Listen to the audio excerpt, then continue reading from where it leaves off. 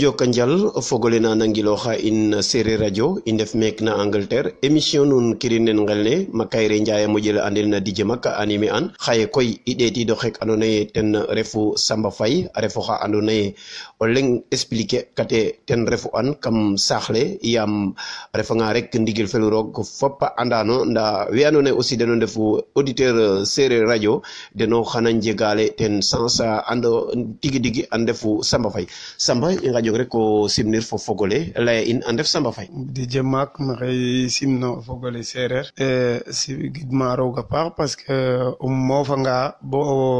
o tanam no we andoona yee den na laya no émission nene mbégteyo no mi a paax kontaanam pour waxtaan fo répondre no question ke poser ka xam fop gidma fogole fop fog Sereer meda ndef no fop à travers le monde gidma waajur in encore we andoona yee toujours we sakwa den ñaan a paax gidma wa Fatick wa Sénégal fop tey kenem introduire it ka DJ Mak ban refu Samba Faye Samba Faye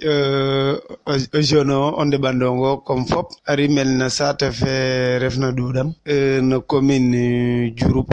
région Fatick Samba Faye a waato jala no kene refna no armée ne a ref caporal chef a waro avancer a ref sergent au mois d'avril inchallah a ref athlète encore international professionnel a représenter a o fogole Sereer fop no mu leyena affaire a cadre Sénégal représenter à armée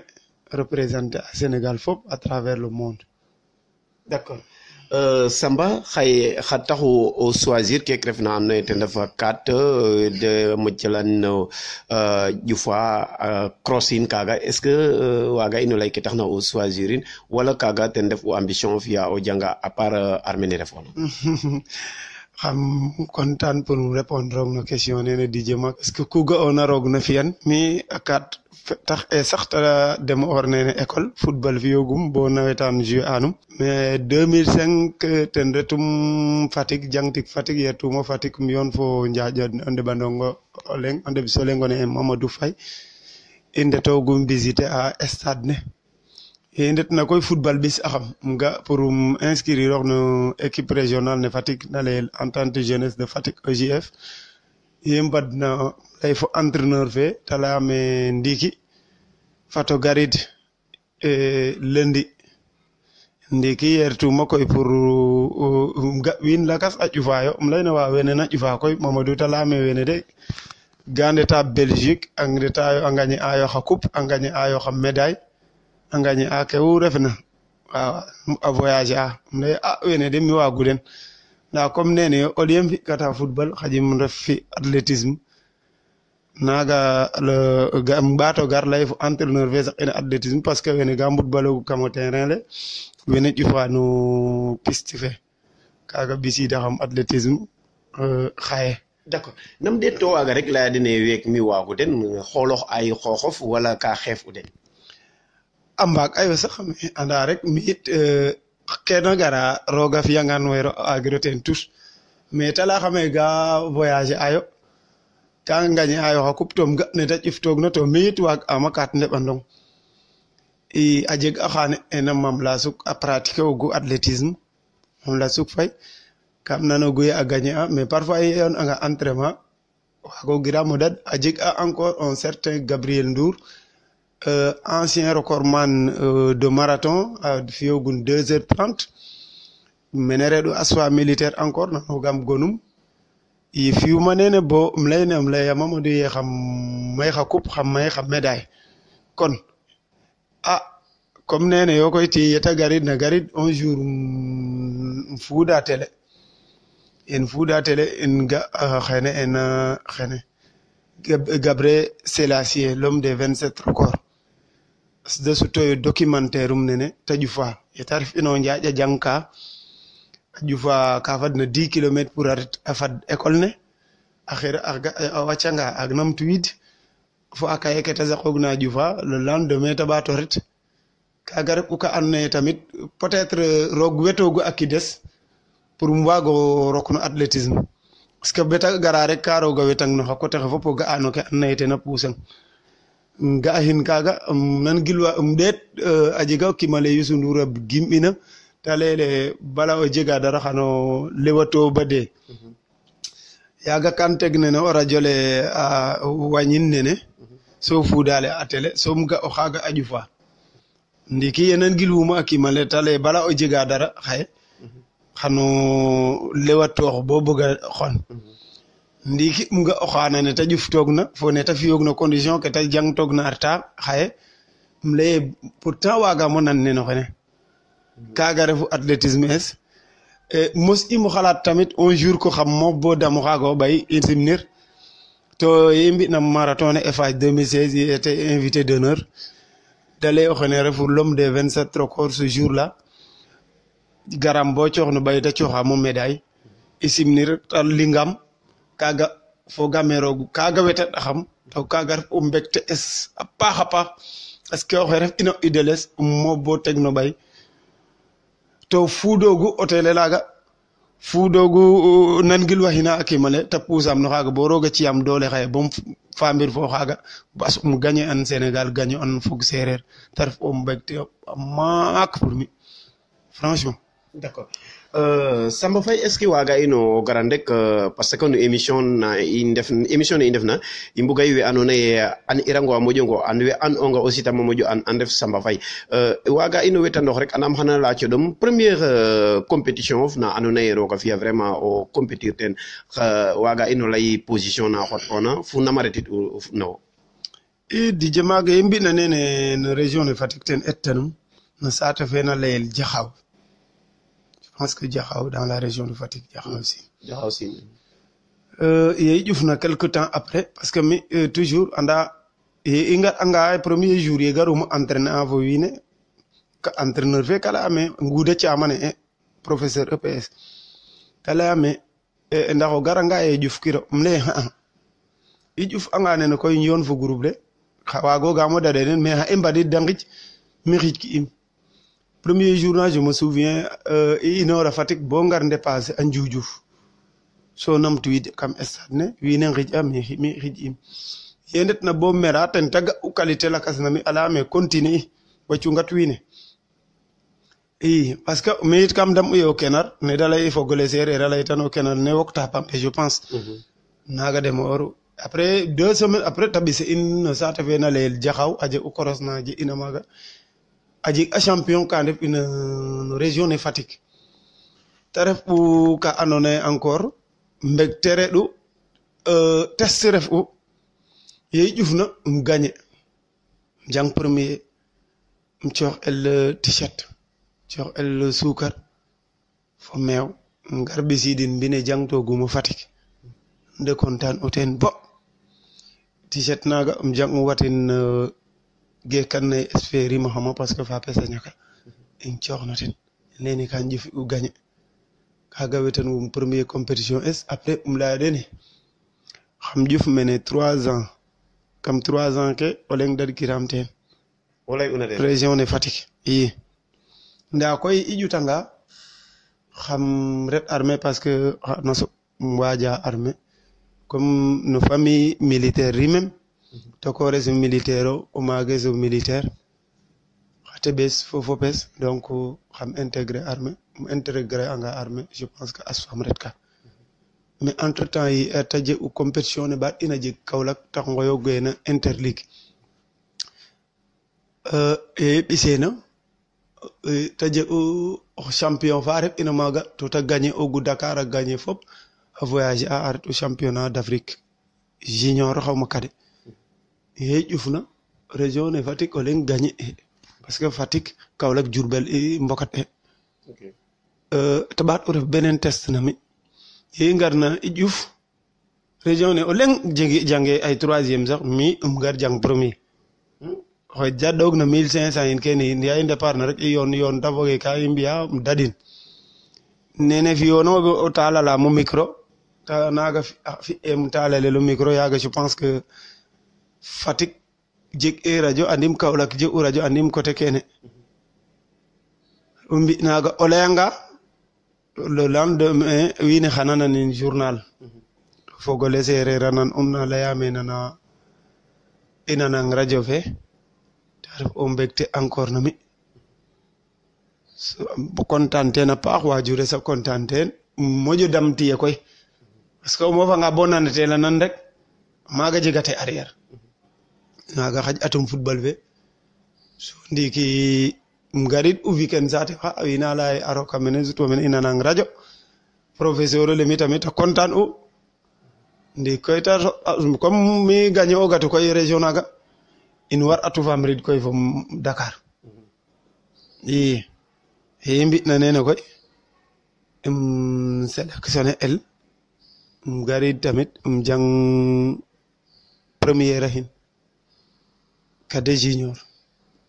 moment laga i mbar o ndet Bruxelles je ne sais pas Côte d'Ivoire championnat d'Afrique cadet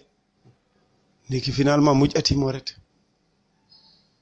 ɗom axam tamit mais toujours ka kuna gara rek kan leye xan xaƴin fa roog parce que a refanga voyage xam voyage to tant que maxey refa o ndeɓanong ke faam retuma fop ke warma daaw xam daawin roog a fi'angan maaga fi'um moƴo motiver oox moƴo gima xooxes yok entraînement ke 2006 moƴo perfectionner oox maaga gartum parce que a jega me gagner ut mo xa médaille sax um ɓisin Fatick fo diplôme kene ta ref honneur axin wiin a ɓaatona ne Samba Faye ten gagner o a représenter les 3 régions Kaolack Fatick Diourbel a ref axin honneur fa maak i d'accord est ce que waaga ino garan ke tax ina o war u voyager bo pare voyage na jegate na wo a ref u wala les encadreur wala compétition fa ten arrêté on non non aji ata sax mais ga anda problème fédération reɗu fédéral den da mujo tanat quelques uns parce que a billet ke yin kene yin mais tamit ye i mbi'na nene leyim ten tig ye i numtuwiidna saison lakas na ta jew cross country maaga tamit entraîner am a paax um garidum jang je pense 4e um commencer koy anda xa ruq-ruqaana xe ye i mbi'na nene koy a jega compétition na ɓaat ina jega xin maaga gagner it anum a waro ret Guinée ndiiki um ref u saate fa préparer inum ye lamtema tamit um leye no pare inum ye fi'uma nene tamit i ɓaato ngaridin gagner artam bo cooxel bourse encore rabdel mais tamit ga im ten tig mais tamit tax im lay entraîneur fe tig parce que pendant 3 ans o ñaama keke kene kan ley ye o kiin ka gima roog kene refe dara ndiiki ye i mbi'na nene koy club ke koy a soxla atam oxene refna Douane oxene refna Jaraaf kan garoogu mene sax da cooxam a put Douane a soxla ama ngoyata toujours wene leyame Bart Asfa ka Serigne Touba wene leya ku refeerna mais anda rek comme lay ame xam ret armée to club ke soxla axam to tamit mieux vaut ke ref ina keke es o garanga armée entre temps o colonel ole ga ama leyame garidi armée rangation d'office kaga ɓisida xam recrutement ten recruter axamoyo Asfa mene den engagé axam d'office ne ta leyit una entre temps tamit moƴ amo ay torop xarañ no calel ke i choisir maaga fi da ɓektu a kayita kem ret bango fi formation normale comme wiine garid kana FQA en 2007 retum 2007 3 décembre gatum janvier plutôt gatid mene janvier 2008 ret quand Leclerc fi formation FQA bota ƴut sogo numtuwiid mene moof mene koy maaga gartum Iba Mar sogo commencer atin koy i d'accord Samba est ce que waaga ino o garan no kek andoona yee ten refu secret of waaganga ino lay fop itam no lay in ten ndik no entraînement of ne o planning tan bo xaye ke o jegoona o waagno jeg no kek andoona yee ten refu na kaat ale avant tout DJ Mac bo ɗeetoona kilifa nan nene Yekini yin bo ɗeetoona kilifa nan nene Macky Sall yin bo ɗeetoona no comme Gabriel CV ne layogonga donc ko waro gime no ku refoona no adna ko waro jeg ten fula fa fayda yem gara armée a jega xe nanoguma Ibrahima Ñing o xaaga mos iro ƴufa fo ten to widirang mbata dad tong mayu a jega xe reɓ'ina ten Cheikh Ndiaye sergent chef o ndiiki ten ref entraîneur es mene soɓuma den ndaa i ndef no mbi na o xiid ole entraînement am laya dene o xiid ole na gara mbaagiram o dat parce que jeune refum oxe gim moseer na jeg entraîneur fa mbaax ye refuma Fatick kon um garid fi'oogu preuve no région inora maaga gara Dakar fi'a preuve um garidanga mene a kaat soom a ref caleles à part armene monter garde te bala o monter a garde o ƴufik entraînement gar wondu récupérer kaaga refanga caleles Didier Mack kam war ka moƴo damin ɓay ɗik ye garuma um entraîner a dat em premier ma fe parce que formation ke ten ndef o cooq o cerke mais en 2009 commencer uma yoon fa den entraînement moƴo yok entraînement ke ye retuma FK Yeumbeul maaga xedtuma colonel o leng permission um leyne mi de bien que engagé am nene mais ka jeg ka buguma parce que maaga entraîner togum fi'a stage axe maaga inorum pour la première fois dada Cheikh Ndiaye namtu stage jaf lakas am laya dene ca ref o championnat régionaux o ngimonge gim uma xooxes a tax Ibrahima Sergent Gning fe ref ina men champion to te gen u Diofior um gar den fa Cheikh Ndiaye um fokata den won na den mene dada den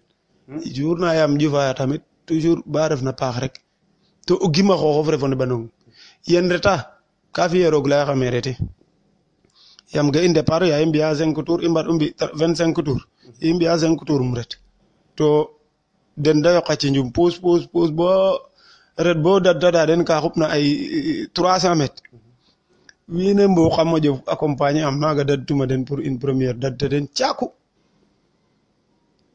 ye i mbi'na tamit da lay ga i ci'in ka i mbug ta engagé um laya dene waaw um ɓaato numtu Yeumbeul fi stage semaine lakas na um ɓaato soɓa den men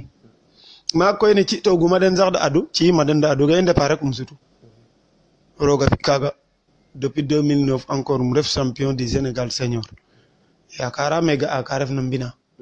machallah xa trophée fi'a fi naaga roog a sutura naxam moƴo gima ane nu refna rek ku ga'uma rek kan foga ye miyo ne moƴu fa sax bo xalata koor a dadam parce que in sereer o leŋ buge jom le refna no sereer fit faak soom o entraîneur fa lenga layaxame ke felaxama wo fit fe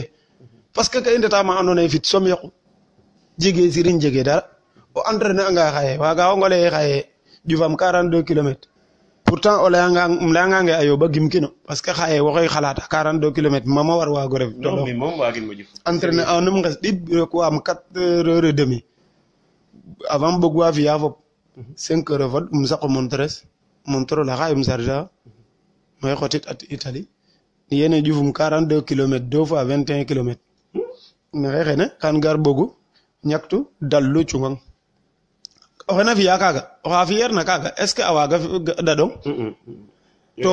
ka reta entraînement fe de faak moins waagamo fi 2 fois 50 kilomètres menem inoor ka ret mamel jal maaga bo ka fadna 30 kilomètres um soogo suur bo Almadies bo kin fat place bom numtuwiida ta mot 50 mbaa 51 kilomètres um fi'angan mardi jeudi mbaata fi'in samedi um ƴuf 42 kilomètres ka yubgaxam comme o ngimonga koy gimuma xooxes parce que entraînement motivation so moto waag motiver o xooxof to wona cunga leye bes fene fadanga waramo sagal o fog tel combien de personnes den mbugaxam xa teɓandong combien de personnes mofum combien de wiin waagum o lay sax den mofa da ngoyam région ke ga'a xene rokidna mene yeta avant ta roka armée en 2015 mosamo ƴufa Mbour kan daɗ el maaga parce que ka soɓum xij ka lool ciic xaye an inum bo roog a fi'ta affecté el mene armée affecté el kala me mi buganonga xooxes maxey gena bo Saint-Louis taxa ju'wiim taxa ñaktwiim in angango inooranga mene ƴufiido Ndar kan ɗaayoogu ten na ataya anaxam fi'aam um ref um conseiller an anda ye kaaga o xaaga andoona yee nuun mbogu calel a moofanga fi'a kaaga o ret saate fa waajur ofa layonge doom kene tege nda lalanam saate fe jom le rimtonga jom le refna no seereer xaye o ƴufoganga bo xij sax ka fi'a ye lakas na puusam xaye o moof ga agent Michelin lakasa conseil ang we nan na nena wo kono jeg ka and naye maaga ref kate comme xij mais jom ref doomi adama jom to oxu lewuna sereer a jega and naye andima den sax a jega xe mos na gar mena ɗeetidam ale Samba Faye soom bug umo ga o koor ten maaga xam se yeta leyanum sutwano fo netar lem leyne maxey gimiran ciyanum photo lalina carte d'identité es lalin fop ten tafu oye moment laga maxey Europe um leyne no maxey mene reta fulim ka lool ciic kon détail kene fop oxuna ga'ananga xaye ku waag'ona waago xija fo ku waag o gaañu sax xano essayer ƴuf to xano ret moment la andoona yee fit ten na ɓiskang kaaga ref secret ke Samba Faye fit fo jom ten ref secret es d'accord fit fo jom ten ref secret te a xooytel koy Samba Faye a ref oxa andoona yee kar machallah no Sénégal ne layit onuma ya i commencer a émission ne a ref oxa andoona yee o leŋ lamit kate a ndefu Samba Faye no Sénégal nda émission nek andoona yee ten refu Kirinen Nqel ne i mbi'an meek no radio le na xooytel Sereer Radio xaye koy i njilin te ref kenar in i ngurin meek no émission ne mbaxtana fo ten no ñoowum no keek andoona yee a kaate ke te fi'a kam saax le fo gila saax xan i ngar ten fo ten Samba Faye i ngar no keek andoona yee aussi compétition ke fogoona me kam Sénégal i nga ay FH aussi tam wo gagner un est-ce que waaga teen o gar ne fi'oona bo gagner in après FH fe ndax a jega compétition lakas ka andoona yee participer a teen waaw avant FH fe parce que FH fe a reɗ sorti encore moment laga je pense que préparer anum jig'im expérience ne xam-xam fe ta layontel na sereer parce que ke moseerona fi ƴuf 42 kilomètres nanogam da laya wiin we way lamtogam 42 kilomètres ka ɗom tigi surtout o fadanga bo mene no kilomètre xarɓen ɗik fo kilomètre ɓetik maaga da ngoyta miir ne bo fadona kilomètre xarɓaxay fo kilomètre ɓetik boya o daw ka kilomètre xarɓen ɗik fo kilomètre ɓeta ɗak maaga ref marathon so maaga o ñaaƴange xano ret bo manquer foofi xano manquer fop mais comme ne layit onga ten nem entraîner ta nene fula fe o fi'in entraînement normal gar wondu récupérer ñaama paax ten préparer aten fo ñaan waajur maaga fi'anum ye ngarna tamit comme a fi kena layel semi marathon te ref kilomètre xarɓen ɗik fo kilomètre leŋ ten ƴufogum an im koy ken refna no kilomètre xarɓen xik fo kilomètre ɗik anda a jega différence no kene koy waag am ten lool ñof am ten no kena layel 21 kilomètres mais kana ka refu keke lakas to encore war an mo ƴuf um entraîner a bo roga fi ta fadidu i mbadida tamit o tubaab oxe ref ina Gérard Senac refna directeur élevage a ɓisid ayo wena layel xa Kenya xe we ngen na Ethiopie we ngen na Uganda wa ndefna France in kene in i may a lool comme it jeg am kene sutwa may am kem sutwa i ngaridna dal publier no journal ke jeg ke au Sénégal la fogna no wiin xarɓaxay etan we parce que groupe le ka may ubo to xa ɓisid aten ka fad ina wiin xarɓen ne xik de nda mi kan ley uye gimim kaga xen fog no wiin xarɓaxay fo wiin kam wiin xarɓaxay we xam rok ten to xam ref premier Sénégalais fe i mbi'na naga a jego tubaab axe gar ina mene ana el Ken Magir diplomate américain ta garna tamit comme nene fi'oona ka coxta o nan no côté lene layel États-Unis no ke xew ina na kata ke ta garid a invité am no internet fe no kena layel Facebook um ret a cooxam numéro ne o ga'anga kene o jaɓa o xoyam um fi naaga xoyin ta garida a layame waaw wo ref o marathonnier le um leyne xa'a yaam ƴufa fuli mosimo ƴuf marathon nda koy 21 kilomètres um ƴufa ta leyame kan ga calelof no net fe YouTube in kene yin ten taxu envoyer ong kene te leyame ndax nam ga to a lamtam leyin te leyame temps lum waago fi leyne record fe Sénégal de xam waagamo lay xan ɓekin poos na mi nda koy ba leya fulin xaƴi bon fi'in o radio lu lamtaxama tamit fo o télé lu lamit axama kan ley u dene mi daal xam juf ke warma juf nda koy bug imo leya dene xan record fe yen nda koy ley anum a ken ley anum xarites leng leng dale est ce que xano waago fog no in xar ɓaxay we parce que wena inoor ka mana a maya lool to am niveau fe dena yoɗwa leya dene niveau no xooxo rek a kaat no xooxo fo fit fo jom ndiki xan fog teen ye i mbina naaga roga feed i mbarna ƴuf in fuuda wiin we télé nene parce que we cungogaxma teen tamit a may alo roga fi i ndet ngeenu dale pour um foda ciiñ me fod kiima ciiñ de to mayo Sénégal ƴuftu njufit kim maya a soir parce que Sénégal représenter a ndiki wene koy xa international o xa professionnel um leya dene kan reta bo Djibouti kan reta pays Côte d'Ivoire Cap Vert mu refna mbamir comme denu élite fe fogum mina ɓisu xooxes maaga bien que ka i mbar u loger el comme den ndabdel comme den prime d'engagement mbiyanel fop loger el hôtel nda den ka Sénégalais ka xeefa xoxum mi koy xeef im xooxes i départ na i yoon nda comme mos in mo fi war amo nan gilu sad im encore bien que an ame xan fog no kene ke mais i ndeta bo mbad 15 kilomètres um leye c'est le moment ou jamais um soogo moƴo yok fit sa ciyam um ret bo jona bota rok kam xar ɓaxa wele maaga batr um record fe te refu ka witana xama encore xa buntu xa mayu kaga refu ke bisaxama Italie um retata Italie gara kaga bisaxam France bisam pays lakas mayu um moƴo andel d'accord d'accord pays kaga fop o reta ka reta pour entraînement wala compétition wala reta yi pour ñootnox maaga a ñootnax ne ɓiskiram maaga kam ret u pour stage entraîner fa élite ke ndefno champion d'Italie nase fane kam je u maaga club na nena Atletico Desio a ref no Milan entraîner ogu fa den mena layel Monza mais Kipchoge te fi'it ina teste da layit ina ye ndaxu kiina wa ƴuf marathon 1 heure de temps et quelque ye da lam duɓaaɓ ɓe lamtaxama kam laya dene xa'a oxaage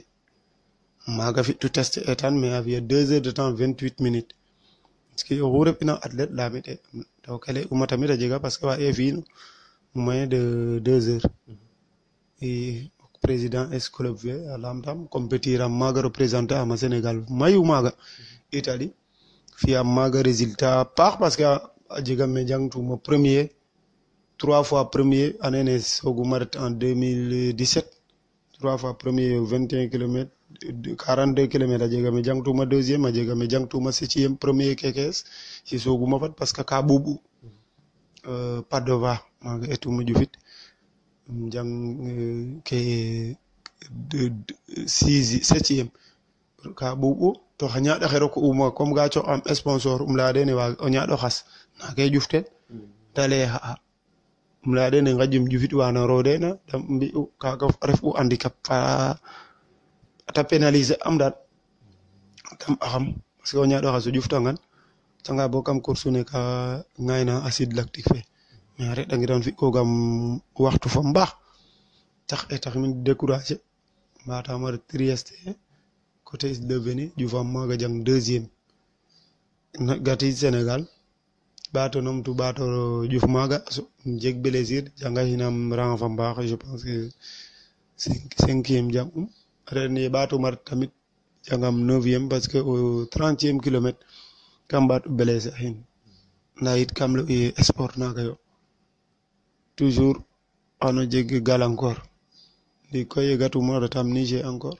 préparer inum tamit parce que phase fe ten soxal'axam fi'am maaga résultat jegam médaille d'argent maaga i pays kuurtuma daal kan essayer a défendre Sénégal a paax fo armée nationale fo fogole seereer fi teen jom daal yoq na koy kan xaƴan no xa ɓay roog i d'accord Samba Faye ngaƴongo souffle rek o laya in no gigim we andoona yee ten refu seereer o wala o paalo ku te waagna ref même a refanga lang so o choisir o kiigim o leng rek i ciyong o morceau o kiigim we moƴaxama mbelde moom Pierre Latir xarit so to ka gimiida mene refuma stade mi waaye so a paax xarit so i bugaam a kimum trop an fa ano ci'an xaƴa ci'an o fogole seereer rek ci'an waajures fa Ndew Diagne Diouf fo tokores Sanu ci'an a Jean Michel te ref xarites fal o Ñisoleng ci'an oxu nanangil Angèle Fatou Diouf fe refna cousine es a ref Maroc ci'an o suwaado o maages fa refna Suisse ci'an o fogole seereer fop oxu nanangilwa daal oxu na laya ye njook nga jam daal ci'axongo ten pour o begal xeeñof daal Okay, merci beaucoup yaag na i mbika rek i nangilooxa Pierre fe andoona yee Samba ten xeɗun ni simna ten aussi personnel fe no radio le Seereer radio i ndef meek neng na Angleterre ci'ana Tamsi Diouf directeur radio le i mbece a Doudou Sène nda itam a Doudou Diouf i simna a paax a paax a Demba Sène i mbece aussi a LKJ te ref oxa andoona yee aussi tam o paɗ inu pulaane yo a ref kam seereer we maxey simnan a paax a paax Khady Basine i mbece den i mbece aussi o xek andoona yee ten refu Moussoukro Sidibé Jokel Ngom i mbeciran i laya nuun rek fogole nuun o njeg ak kiim aleek na Pierre Latir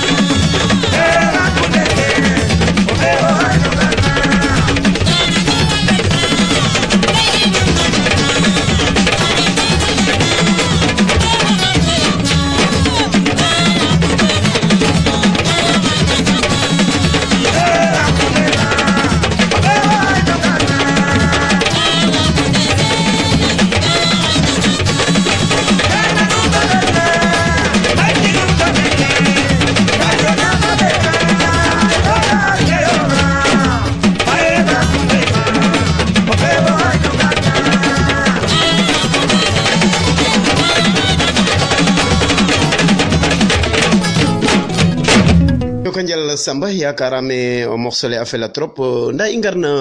2018 est ce que 2018 waga ino layten compétition ke andoona yee fi'aano pour 2018 aussi la in dal ke andoona yee jalano na katale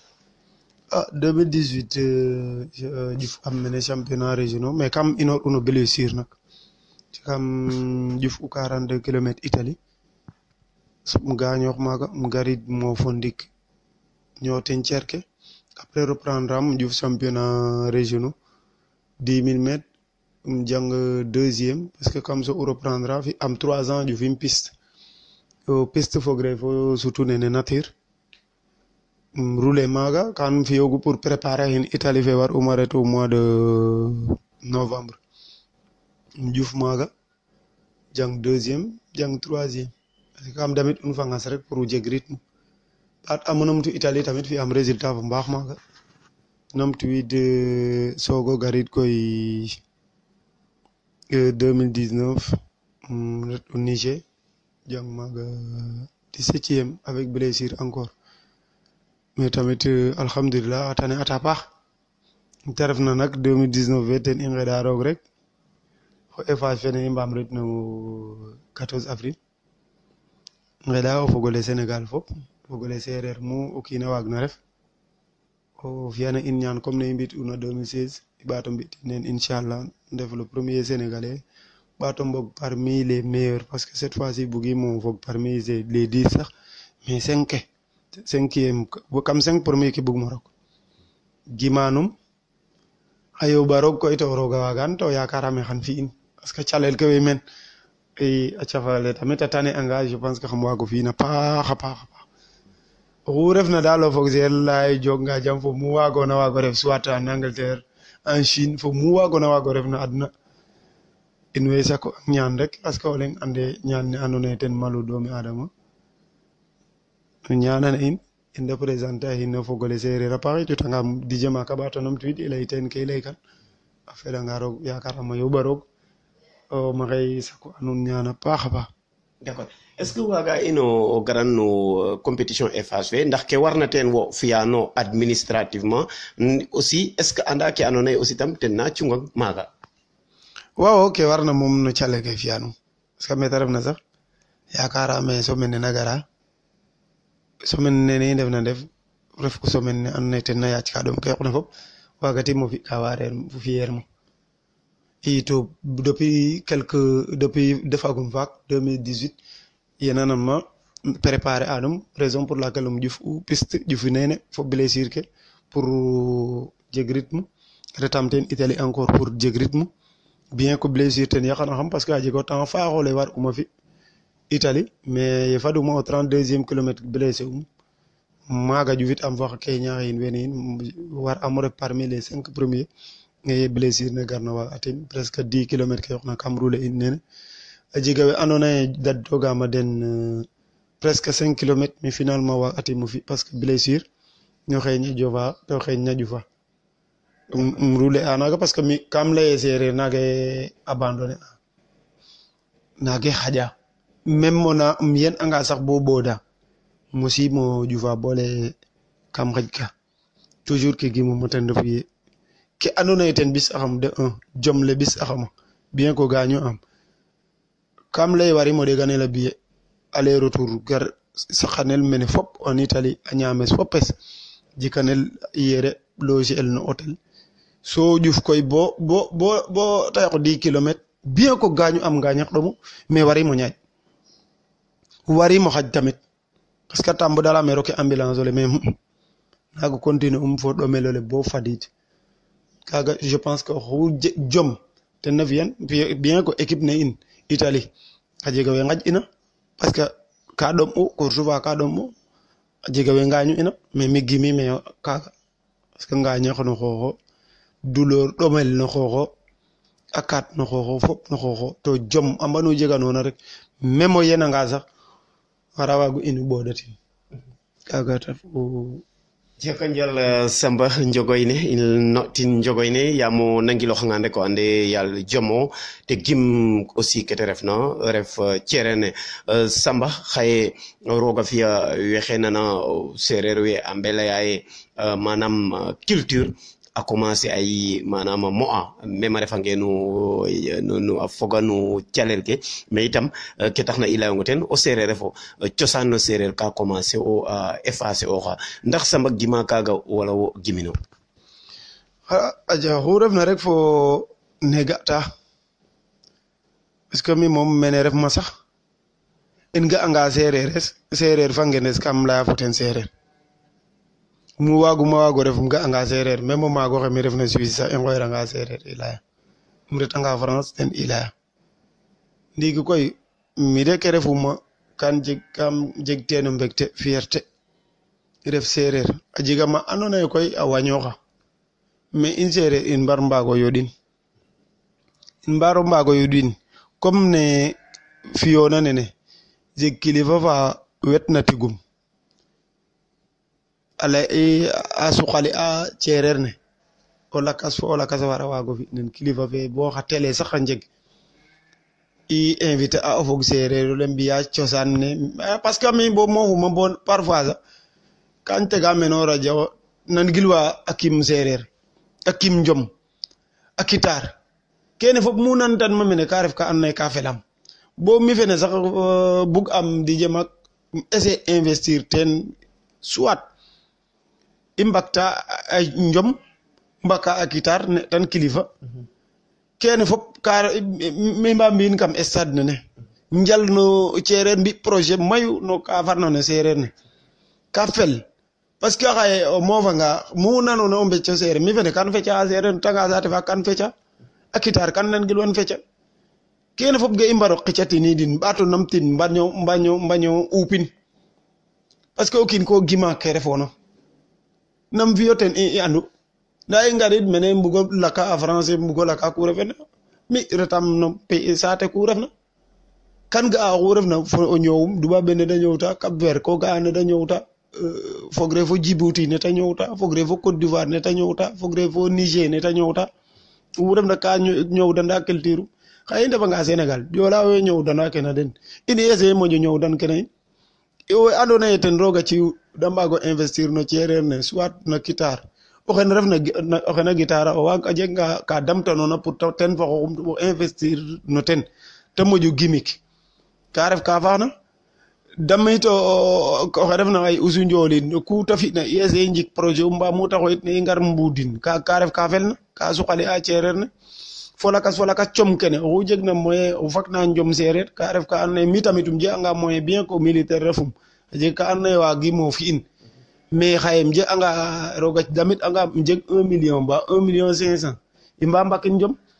kene fop moƴo suqali a cereer ne vraiment buganum to bugaam oxu refna sereer o moƴo waago investir no côté culture in que ça soit a kitara ke que ça soit com ke que ça soit pir ke o ga mbir na andoona yee xaye o waro damtin parce que mi sax njom pat fa felatiram yaam Ya Yekini waas na waas Ya Yekini soog na yena o xaye soɓaxam Niger nda wa i moƴu jour naga mene inorum ret Niger i mbadna a jeg a otogo xa jeg umam xoyinum lene an maafu ta leyame Balla Gaye sama roi des arènes maaga refum xaƴo kiino xaaga parce que mi kam um xalaat u ye xaye ne Yekini yenit na ka fi'a fi'e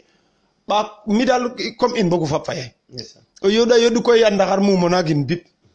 naga fi'axam fo a suma dal a suma condition ka ndefna maaga kam faible bo compétition ne je'uma sax saɓatiram gat Sénégal xalata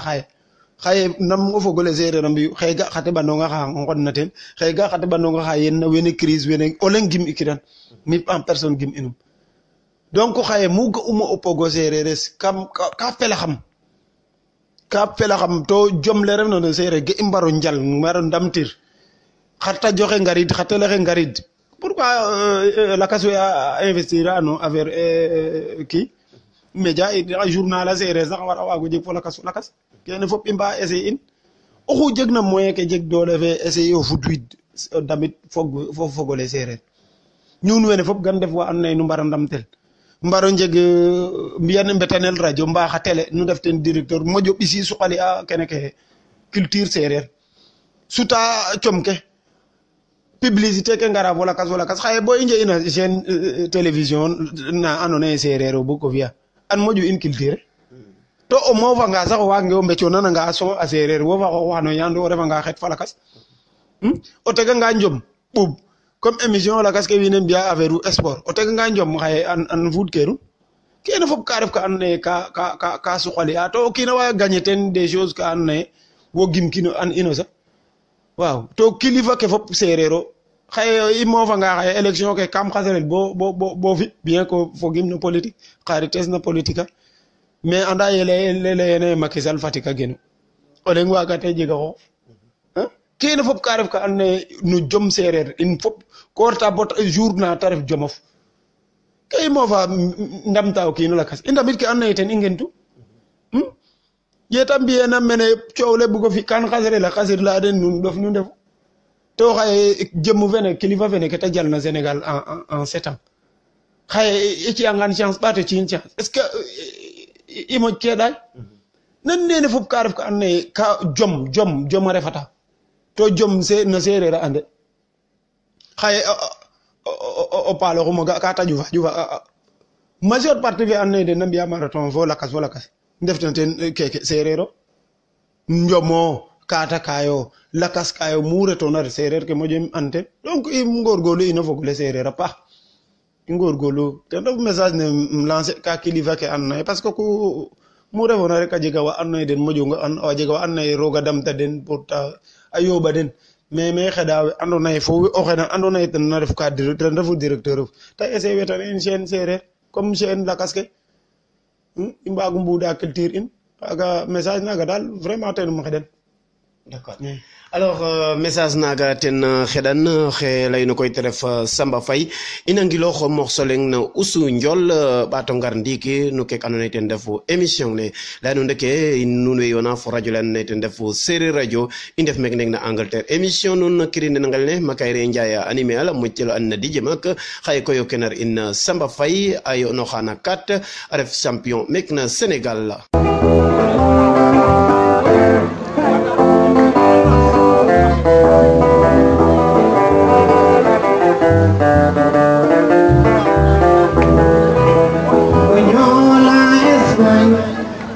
Oñola España, Oñola Timreo, Pele Condana Muña, Oñola España, Oñola España, Oñola David Timre, Pele Condana Muña, Oñola España, Oñola España, Oñola David Timre, Pele Condana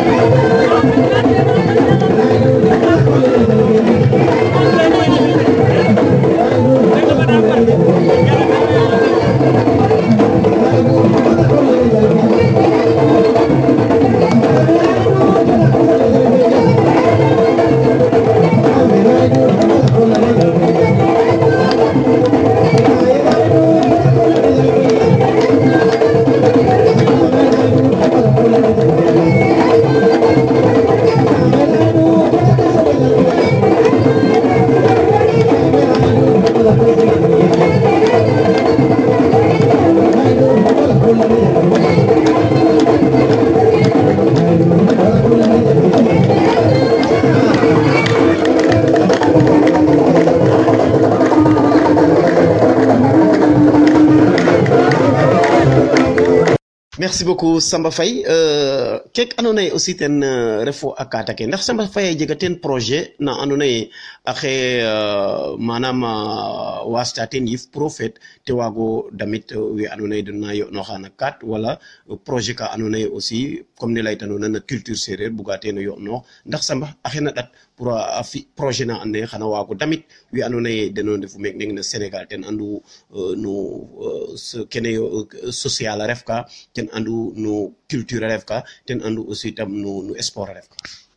waaw DJ Mac xam kontaan tontuwam no kene a jega projet ne fi'uma au niveau de Niakhar no kaaga jeema fulum ndef i njika maaga hectare mi fa Jean-Michel Faye xarites fene andan i tabaxa maaga bâtiment maak 12 mètres 24 sur 12 ke i mbi'a teen a cek ka fadna ay 1000 to i mbuga suqale in bo ta xup parce que ay 2000 ɓekanga 2000 mene bala da maak 20 jours o ɓek 2000 en attendant i tabaxaxin box lakas lancer a autorité fene andoona yee ten jegu chaîne nene message na andoona yee a refanga waaga soutenir a in no tigaga ta damta in teen wayit bugaam o gar bo ga sit fa o moƴo damta in teen parce que kaaga réussir anga hectare plus de 20 jeunes xana njal maaga i mbuga mbet maaga a ceka kaana mbi'a a ɓoof i mbuga ga i actuellement ga i njikwa maaga poulet de chair i mbuga encore mbet maaga magasin ka andoona yee ke i mbi'ka taaga stock pour njikwa aliment i mbuga ɓek maaga ay paalin ay pambeyin fo lakas i clôture anga mbi fop ndaa ku ga'oona ka jeemel xarit in fa leŋ a refu enseignant ten saqa fulun maaga den fa Jean-Michel a refu enseignant tamit a jangna mena layel laxaar mbul laxaar ten tax i mbi'a fulin maaga i ƴutanga no kaaga i njeganga soutien bo kaaga moƴo fi i soxla parce que a jeg o jeune ola saquna maaga ten na fi'a maaga ke i ndabdan ka xupna cunni xarɓaxay par ngol i mbuga clôture in mbuga mbi fop maaga so i ƴutanga no kaaga a jega projet ne bug'uma depuis fagun faak i mbi ten refu fans club Samba Faye fene i installer ino a jega xa andoona yee a layaxame a kitaara ke a wa rabdin a jega xa andoona yee a laya yee a fiyanga xana damta in teen in way nqeɗa tamit kilifa fene jegna radio lene bes fa fadanga bo i moof mi fo moƴo mbaxtaan teen ta damta in fo kilifa lakas ka andoona parce que jot fe ten jeg erum ndaa roog a fiyanga koy um ƴuf o ndik um ƴuf marathon Eiffage fe xam jeg o temps la andoona yee mina xooykang en personne i moof organiser tig no fans club nene i ƴutanga parce que encore comme armée refum maxey Dakar jega 10 kilomètres mbaa 21 kilomètres ka buguma organiser au niveau de la commune de Diouroup kaaga fop i mbi'in i mbaa mbi 72 heures sax i ƴutanga i ɓaato njangatin mi wo Jean xar i mbaago mbi bo ndamit xa teɓandong axe ndefna no région de Fatick même waagamo lay commune ne Diouroup i mbaag lay fo xa professeur oxa maaga fo maire fa ne i mbi'ka bo mbaago njeg xa teɓandong axana ƴufa parce que i mbaa njeg wa Samba Faye mayu waay maaga mais njegee chance leŋ ke pour ke da mbaagna da mbi'in parce que bo ɗeetoona a sumandale Fatick o entraîner anga no région naaga o garanga mene wara waago kaɓ o jeganga entraînement fo mbaag kaaga fop a ref projet ka andoona yee buganum mbaa pour l'instant daal ke refna yite ne ten refu ye marathon Eiffage fe i sutwanga ten fa jam roog a ci'anga in ndam DJ Mac xam xoyong i mbi 72 heures andim koy ge i ɗeetka me i mbi'itkan soit Dakar soit i mbi'tin commune na avec le soutien du maire i mba organiser taaga sax a kaat quelque kii mbi comme lancement mbi taaga a kitar mbi taaga fop o invité o radio lene da ngarid o ga'anga xa télé xa lakas o invité a den ta ref ka andoona yee ke i mbaro mbegal saate fa mais kaaga ka laamit doole to doole faaga il faut fop a ndam teen we ndefna Angleterre o i nqoya den we ndefna États-Unis Italie a ndefna en Afrique ndefna Sénégal même Macky Sall sax roog a fi'anga i njeg teen kene Macky Sall fo ministre ke in fo Mbagnick Ndiaye in wene in ministre Mbagnick Ndiaye in xen i nqeɗa den de ndamta in no bes kaaga mais avant tout daal roog i nqeɗa roog ta suturana in i mbago mbamberu fo bes fene mbi teen fula fo fayda roog a ci in teen ndam fa ɓuuɓu a jeganga de xano numtuwiid mene xan i moof i organiser kaaga moƴo saɗkan projet inchallah i kaga xana jeg inchallah rabbi Samba nam ga to radio lek andoona yee ten ref Seereer radio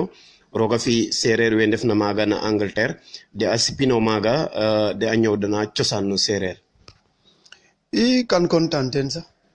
kan content ten to laya directeur fe woy xaƴa roog xana fi ta organiser a yakitaarin a invité xene refna in Ndiig Seenin Simong Seenin Nicolas Saharin Pierre in Usu Njoolin fo gigim seereer we ndefna com ke tamit da invité a den da mbi maaga manifestation ka andoona yee wo fene sax xano ret i ñoowdan maaga in wene fop i nqeɗa ta invité in i ñoowdan maaga cosaan seereer kan content no nan nene DJ Mac bo ka xeñes ka ɓuuɓ ten parce que anda o refanga xaye o sutwanga Sénégal o nananga seereer a tegel mba o rok no YouTube fe mba internet fe nangilu a seereer ka fela lool parce que xano ret moment la waxtu fa andoona yee xano bugo ga oxa laytoona a seereer xano bugo ga ɗool ɓaal xano bugo ga seereer waagkino ga ndaa o moofanga xaye bo jego radio nan nene bo wiin xat maak a moof a mbet a njeg xam-xam fene a installer maaga o radio o moofanga xaye ref u Italie o yung ga'iro faap ga'iro yaay ga'iro tew ga'iro leŋ fog o leŋ o wet nan gilu nan nene xano moof jango temps of parce que xana jeg moment la andoona yee jala bo pare Europe oxu refna ne da laytan bopp sa bopp jege roog kam pin leŋ ke xaƴa o ɗeeti ko fogof o retanga a ɗeetkiro o fogof ga'iro ma retona o nangilwanga radio lene xana ciyong motivation kon kene ka ref ka andoona yee vraiment bo ta ref ina a jega télé sax bo ta waago damel maaga xana moƴo fel ndiiki koy i nqeɗan ta moƴo i rooga ci'in o wod fo ɓaal avant tout parce que o wod fo ɓaal ten ref fop a ci'in a directeur fe a ci'in wërsëg xiiwal bo ta waago wet o télé bo o fogole seereer fop a mbaago ndaawa ten arta kaaga jeganga koy roog a ci'angan xiiwal ta a janga seereer ke ndefna mene a weta a fi'a maaga cosaan ne wiin we fop a mbi'an donc oxey fi'a a ɓisiida tiga andoona yee sax ande ke ta waaguna moƴo riman i nqeɗa kilifa ke tamit da ndamtin ministre de la culture in donc kene fop daal vraiment maxey xeɗanan gudd fan waaw fo a jego wod fo ɓaal parce que kaaga jegu to a fi'angan je pense que xan mbambe radio fu i ñaananan oxu refna seereer ñaananin rek xa a wa jeg teen o télé yin lakas fo lakas donc i mbaago in fop na mbog ndaaw kan parce que o moofanga fuuda te chaîne nene seereer a fi jegun o ɗaayo waaw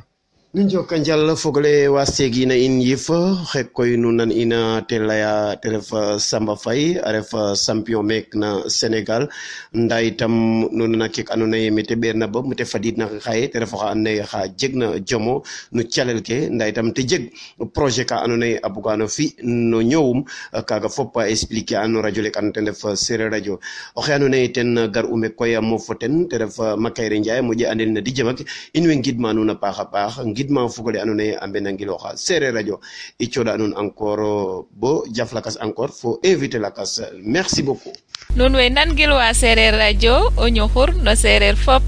ɗo ɓiseɗuk Seereer radio o sorki seereer ti jen. Vous écoutez Seereer radio, la voix de la communauté Serer. You are listening to Serer Radio, the voice of the Serer community.